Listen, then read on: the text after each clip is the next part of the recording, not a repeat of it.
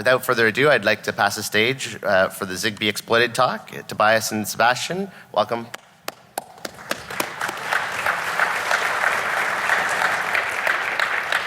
So hello and welcome to our talk on ZigBee security.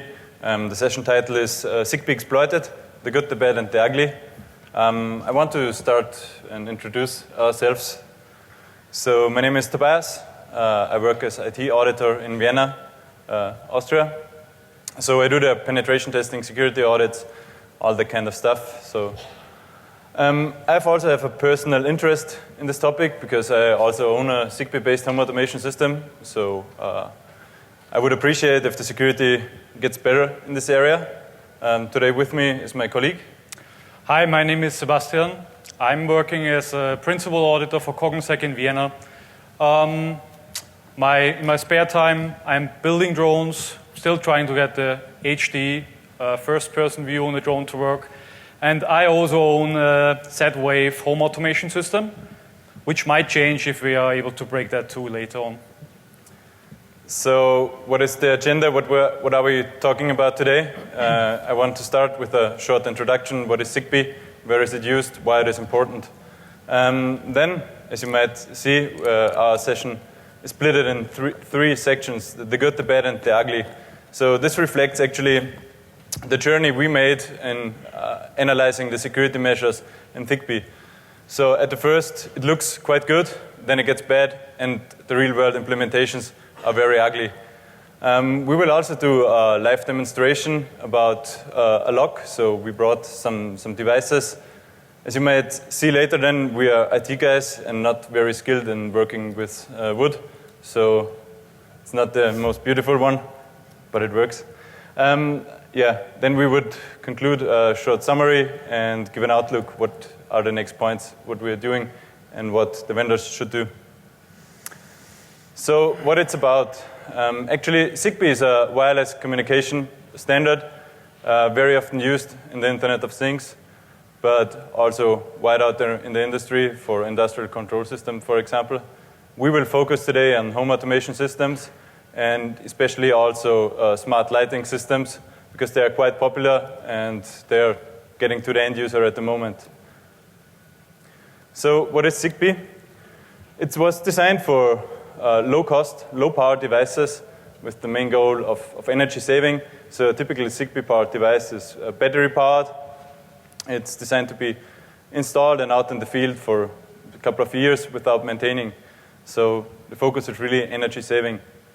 It's also reliable because it's two-way. You get your messages acknowledged, which is quite good for the kind of devices. It applies a 4-layer stack, which is very easy. So you have a physical, a MAC, a network, an application layer. Actually, the physical and the MAC layer are built on the IEEE 802.15.4 standard, and ZigBee is just implementing a network and application layer. So the network, obviously, for networking issues, and on the application layer, the commands are sent and data is transmitted. So where is it used? I mentioned before, it's big now in home automation, but it's also used for healthcare devices, remote controls, smart lighting, smart metering, and also industrial control systems. So I read an article today in the news. I was very excited about that. Some guys in Austin, they built a drone with a ZigBee sniffing device, and they flew over Austin. And within 18 minutes, they discovered 800 ZigBee-enabled devices in residential areas. So that's actually what we are doing, home automation devices.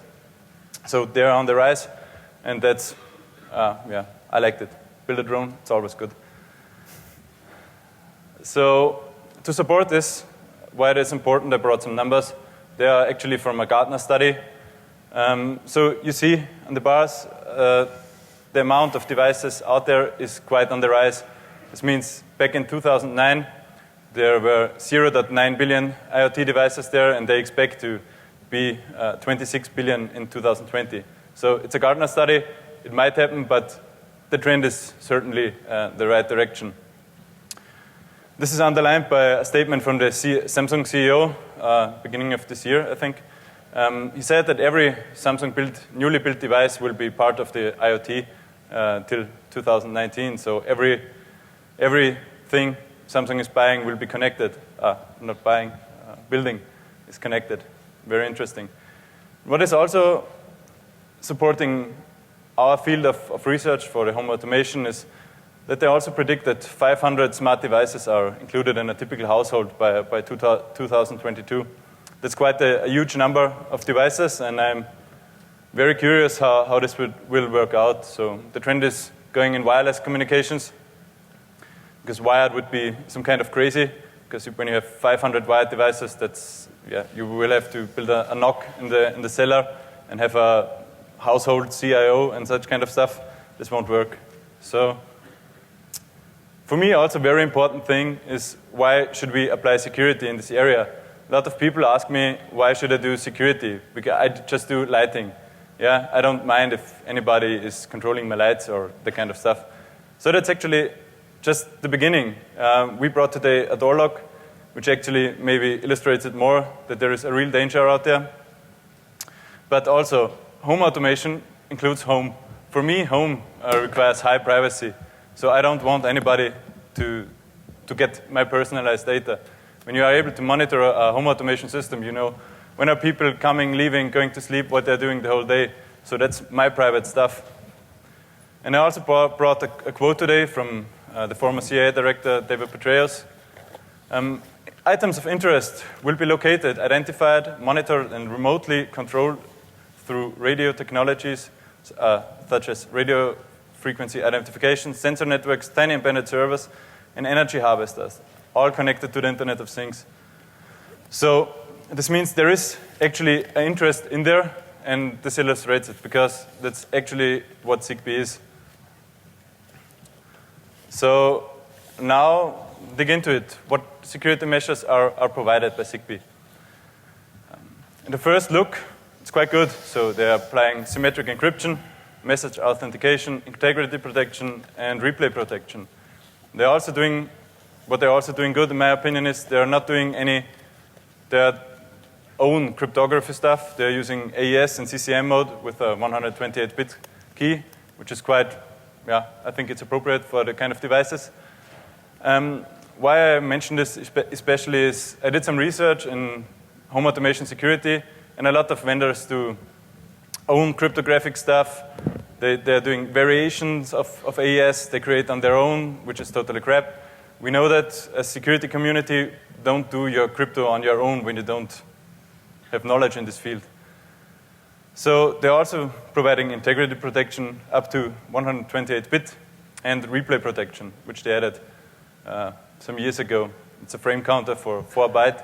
This means every command sent from one device to another has this frame counter, and it gets increased, so you can't replay your messages and commands. So this looks quite nice, so they thought about security. What else about security?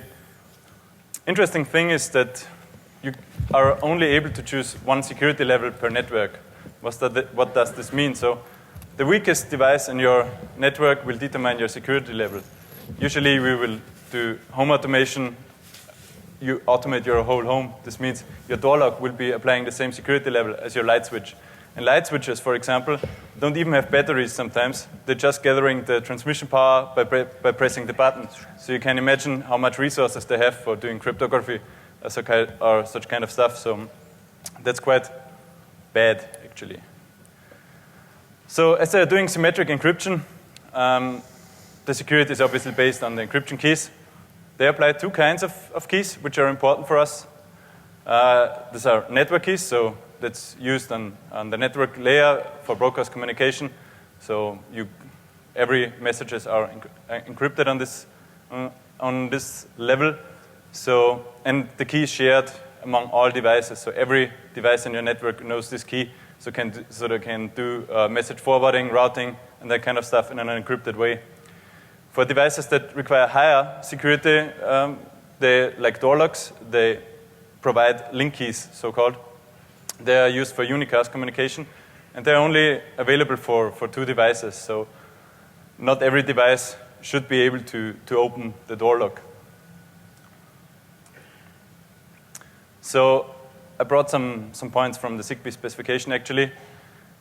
They say the trust in their security architecture is reduced to the secure initialization, installation, processing, and storage of the key material, obviously. So we will cover today the first 3 points.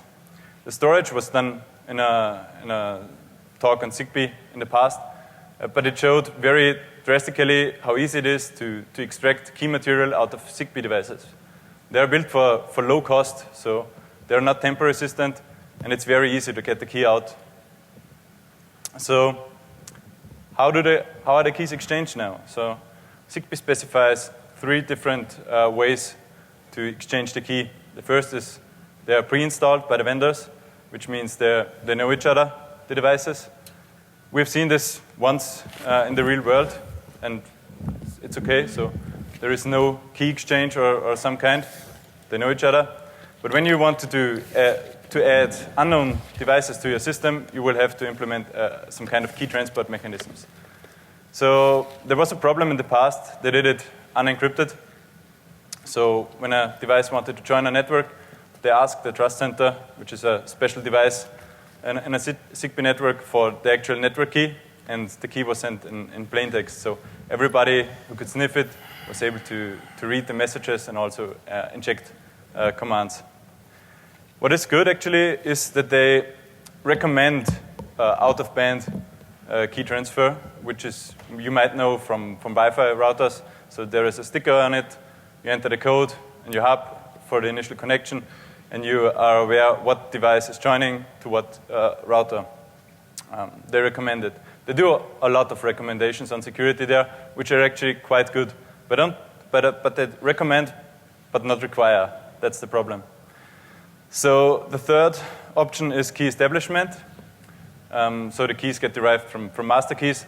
But that's actually, you also need to have pre-installed key material, which is a variation of the first one. So for establishing a trust relationship between the devices, you have 2 options, actually: pre-installed or do a key transport. So they provide security, which is actually good. They thought about it, doing good recommendations, how you should do it.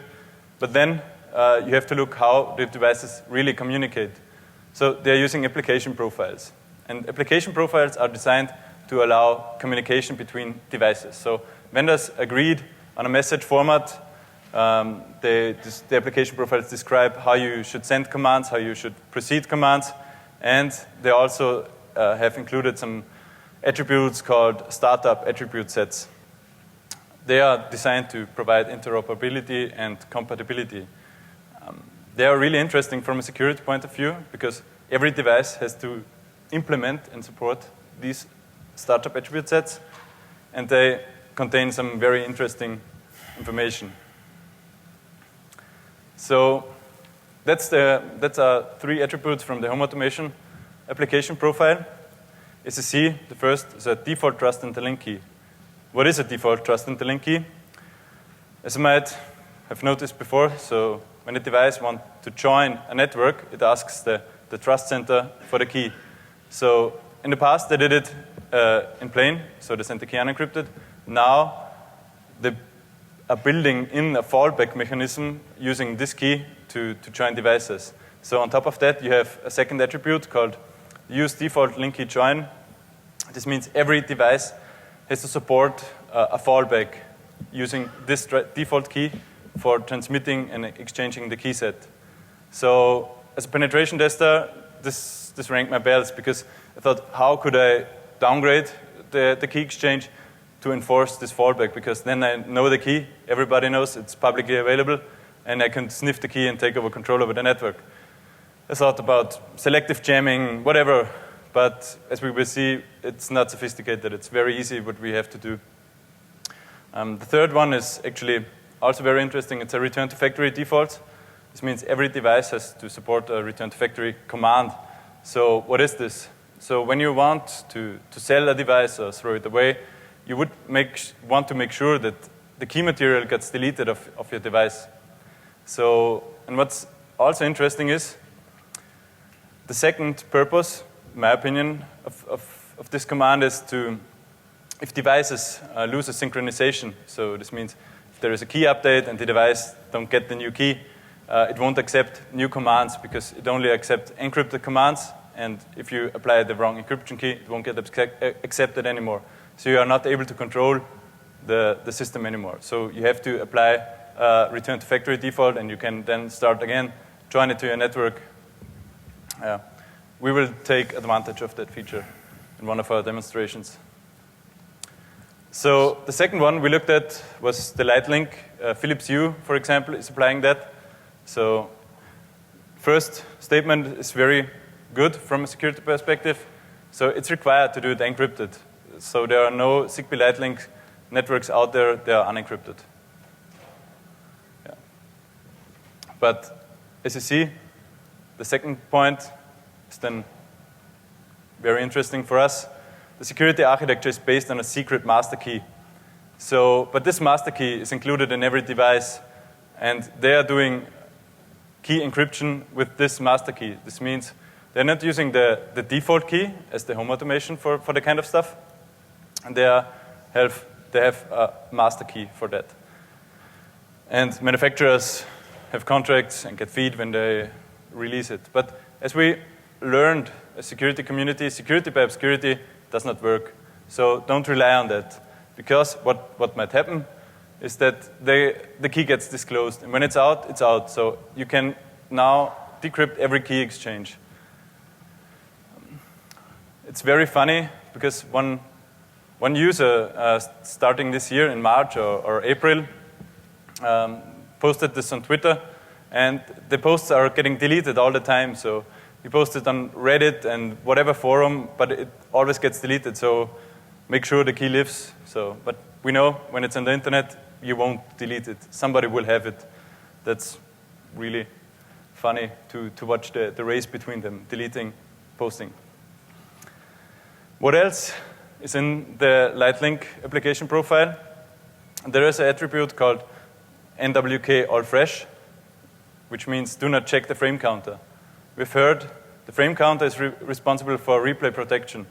The startup attribute says do not check the frame counter. Okay, so we should be able to replay it now. All Lightlink devices are also able to join home automation networks, so they also have to apply the trust center link key, the default one, and the usage of the insecure join. So, short recap, we learned there are security measures provided, they're actually good, but requirements due to interoperability weakens them drastically. So we then had a look into real-world implementations and made sure what are the vendors really applying.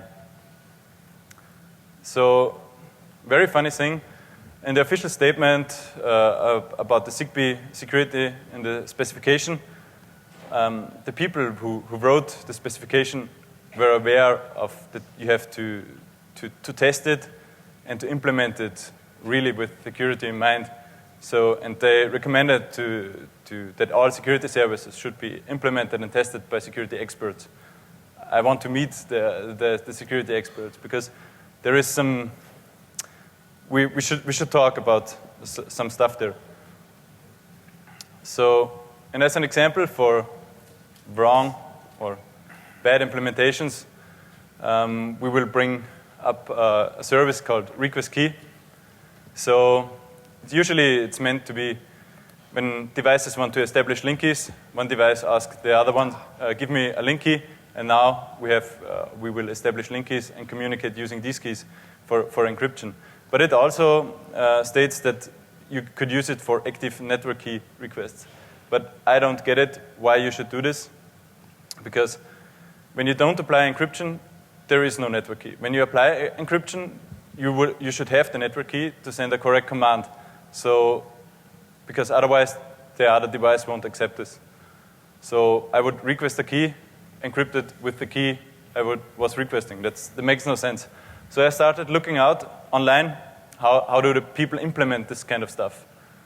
So I then found an open source stack on ZigBee, and the developers had the same questions. So they were not sure, they were very confused. What should they do? What kind of command should they accept? They had no idea. I also have no idea what you should do because this makes no sense. What's also interesting in there is that they don't implement application keys. This means they only implement network layer security, and you can't do device-to-device encryption using this open source stack, which is actually bad. So what do? Then they asked. They are not sure about it, but then they do just send it plain. Do an unsecure key transfer. Yeah, that's the baddest thing you can do in this case. So you have now the weak key exchange, and you have also potential for wrong implementations of so-called security services like the request key service.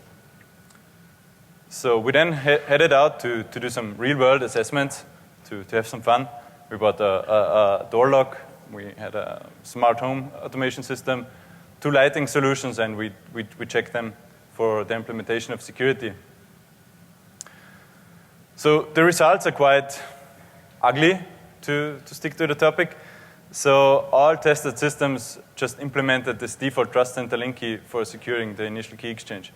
We don't have to do any kind of downgrading or disruptions of the key exchange. They're just doing it. So they are not doing unencrypted key exchange like in the past. So now they encrypted with a publicly known key. That's the same actually. Also, they don't apply link keys. No implementation applies link keys. So this means when you have one key, you are able to control the whole network. That's quite cool because we know we could extract it. The key could be extracted from the device, could be extracted during the key exchange, wrong command implementation. There are multiple ways to get the key. Also, there are no configuration possibilities available for ZigBee in our tested systems. So this means we are not able to change the network key. We are not able to trigger a key rotation or such kind of stuff. We're not able to delete it securely or whatever we want. So key rotation, not applied. So we tested it now for 11 months. It's still the same key. We can't change it. So if one device gets compromised, we have to throw away the whole system and buy a new one because we can't do anything then. Also, the device resets were very difficult. So the smart hub doesn't implement any reset at all. This means you can't delete the key material there. You have to physically destroy them, really, to make sure nobody gets your key.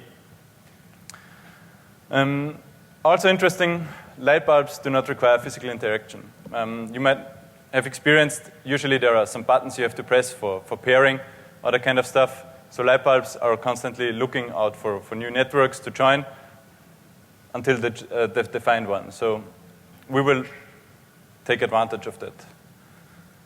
What do vendors do? They apply workarounds like reduced transmission power to make sure that when 2 neighbors bought the same system, don't steal the light bulbs from the other one all the time.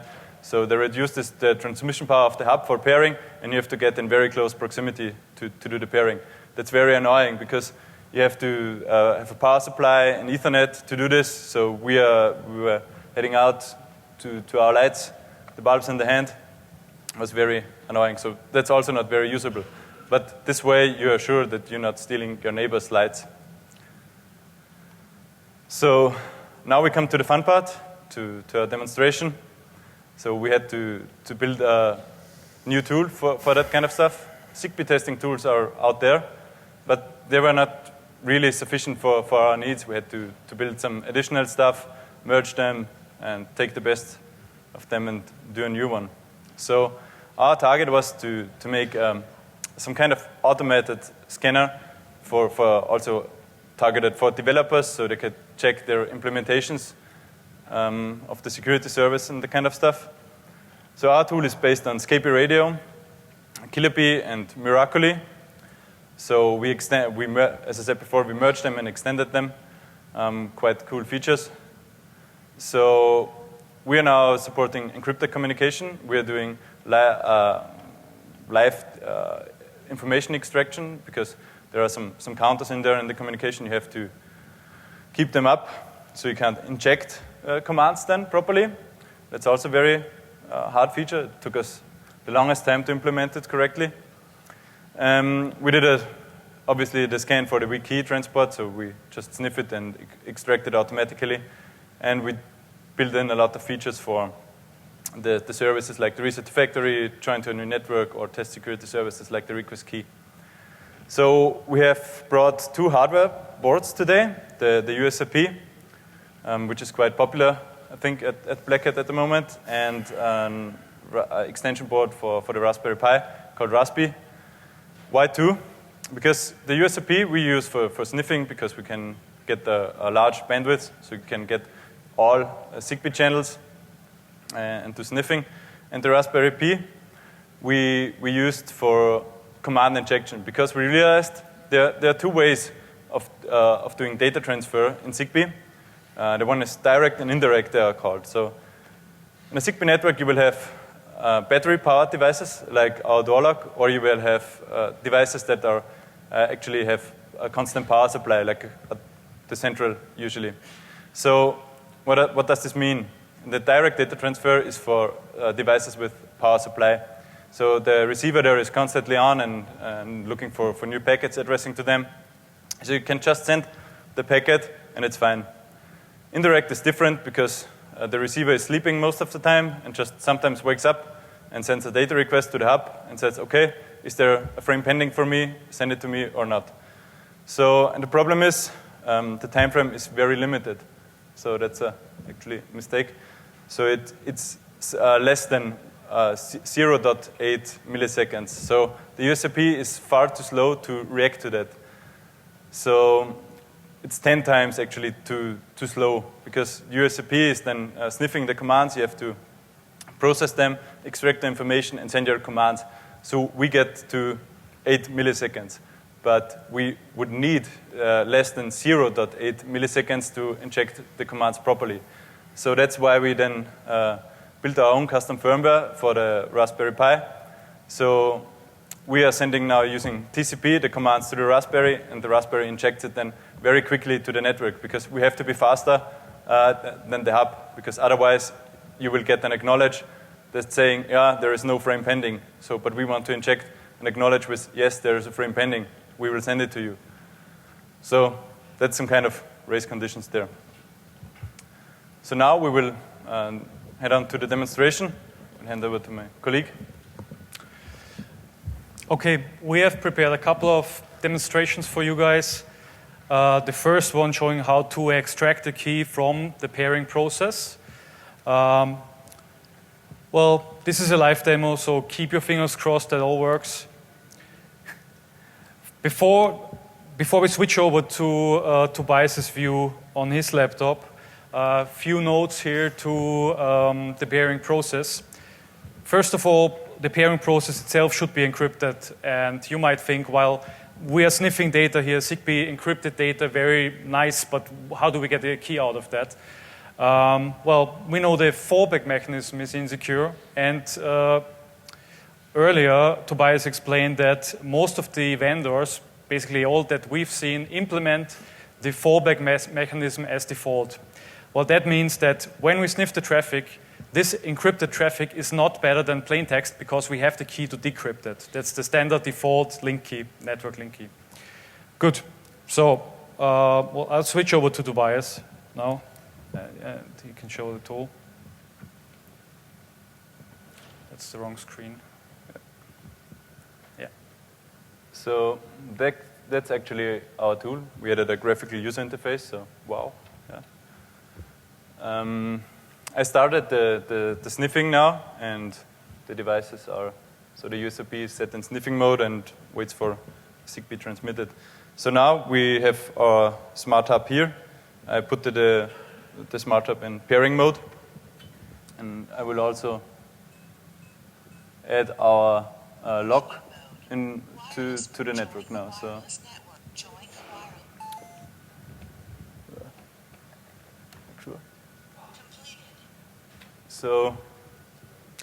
So that was basically the pairing process. Lock is now paired with the hub. That was very quick. Normally you would have to wait for the lock to tell you what button to press, and Tobias did it very quickly. What you can see in there is basically the network keys that were extracted from the traffic. So that's good. It's also now in our tool. to. That's hard. Yeah, it's in there. So, yeah, we now have the key.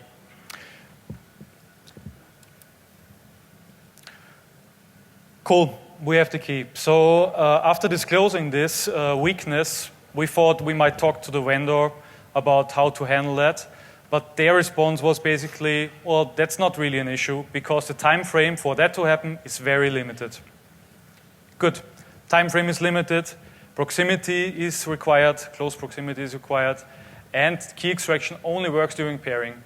So what would a typical attacker do now to actually extend that time frame? Well, he would just trust into the end user to repair devices whenever they lose their connection or whenever they get unresponsive.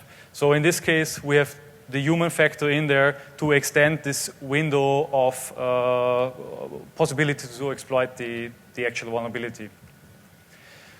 The attacker just jams the communication channel and waits for the user to repair the device.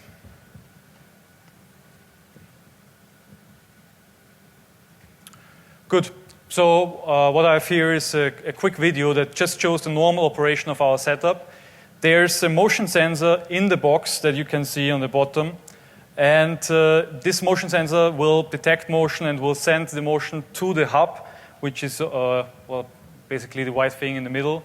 And whenever motion is detected, the hub will turn on the light. That's pretty straightforward. Just to show you what should happen is somebody lifts the box, command is sent, light goes on. Okay, good.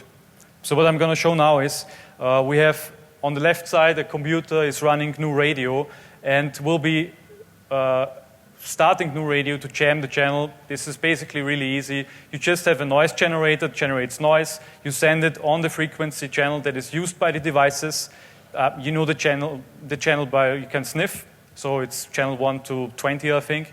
And well, as ZigBee devices only use very low transmit power, you can easily jam a lot of ZigBee devices in near field. So a couple of, well, if you have a couple of houses or even a block, you can easily jam it with low transmit power. Yeah. So I'll just start the video and show you what happens. Jamming is activated. Now we lift the box, nothing happens. I mean, that's obvious because device can't talk to the hub anymore. And even after stopping the jamming, that's normal operation. The device could send, but it doesn't because it only sends the motion and forgets about it somehow. I don't know. This is a special case. Normally, it should retransmit the motion detected. You can see in the background that there's a small app running in the laptop in the middle.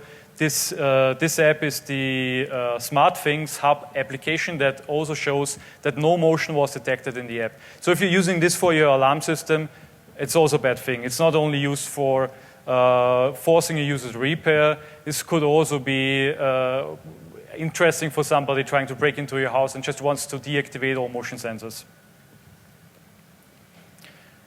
Good. So the next thing we want to start actually is command injection. That would be a live demo. The bad news is that the firmware that we flashed on here on the Raspberry is not working. So either the hardware is broken on here. I mean, we had a long trip. This was lying around for a long time. We didn't have time to test it properly. So either the firmware is broken or something communication is wrong. The good news is we still have a video showing the same thing happening. So I would now switch to the laptop showing the video instead of doing the live demo. See it off?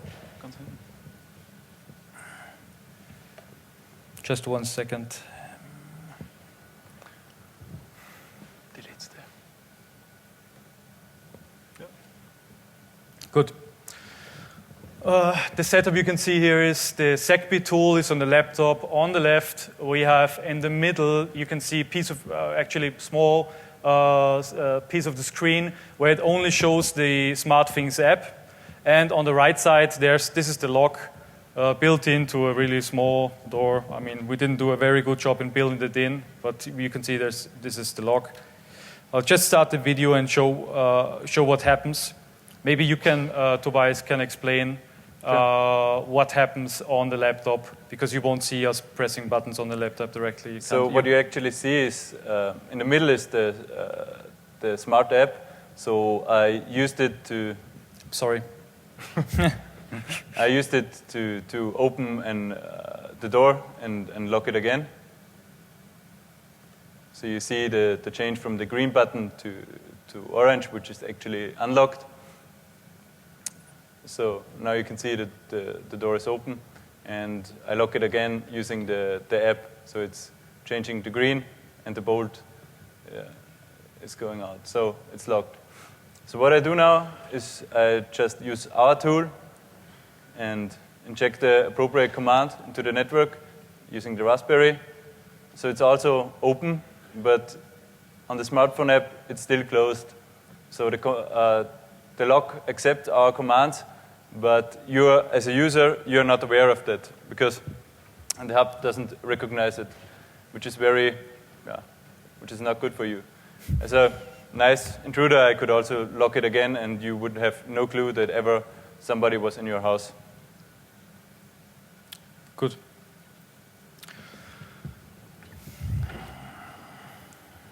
So that's when you have the network key, but when you don't have the network key? There are also some possibilities. Yeah. Okay, sorry. So there's other ways to open a log. Obviously, this is a ZigBee-enabled log. We also tried to lockpick it using traditional tools. We just recorded a quick video where you can see. Just watch the video. Really. This $300 lock and open in 10 seconds. So that's open. Even I made it, and I'm not very good at lockpicking. So. Okay, so that was the lock story. Yeah.